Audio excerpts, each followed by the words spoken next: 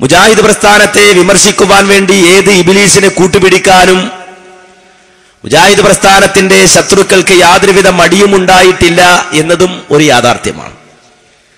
ഇബ്ലീസിനെ കൂട്ടുപിടിച്ചിട്ടാണെങ്കിലും മുജാഹിദുകളെ ഞങ്ങൾ നേരിടും എന്നാണ്. ഇത് മുമ്പേ ചില ആളുകൾ പയറ്റിപ്പോന്നതാണ്. ഇപ്പൊ ചില ആളുകളോ അവർക്ക് ജിന്നില്ലാതെ ജീവിക്കാൻ വയ്യാത്ത അവസ്ഥയാണ്. ഒന്ന് എഴുന്നേറ്റ് നിൽക്കണമെങ്കിൽ ജിന്ന് വേണം, പുറത്തേക്കിറങ്ങണമെങ്കിൽ ജിന്ന് വേണം, പ്രസംഗിക്കണമെങ്കിൽ ജിന്ന് വേണം, സമ്മേളനം നടത്തണമെങ്കിൽ ജിന്ന് വേണം, അന്തി ഉറങ്ങണമെങ്കിൽ ജിന്ന് വേണം. ജിന്നില്ലാതെ അവരില്ല. ആ ഒരു അവസ്ഥയിൽ കഴിയുന്ന ഒരു സമൂഹമായി നമ്മുടെ സഹോദരങ്ങൾ അഥവാ നമുക്കിടയിലുള്ള മടവൂരികൾ മാറിയിട്ടുണ്ട് എന്നത് ഒരു യാഥാർത്ഥ്യമാണ്. എന്നാൽ ഇത് കാണുമ്പോൾ മുജാഹിദുകളെ സംബന്ധിച്ചിടത്തോളം ഒരു അത്ഭുതവും തോന്നുന്നില്ല.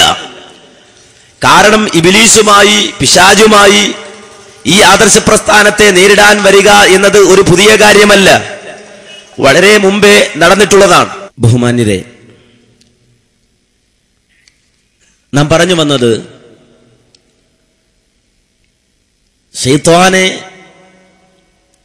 കൂട്ടുപിടിച്ചുകൊണ്ട് മുജാഹിദ് പ്രസ്ഥാനത്തെ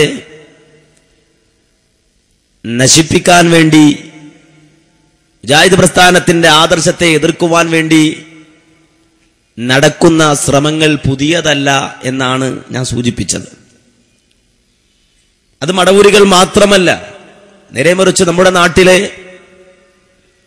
യാഥാസ്ഥിക പുരോഹിതന്മാർ പയറ്റി പരാജയപ്പെട്ട ഒരു അടവാണിത് എന്ന് നാം ഓരോരുത്തരും അറിയണം, മനസ്സിലാക്കണം.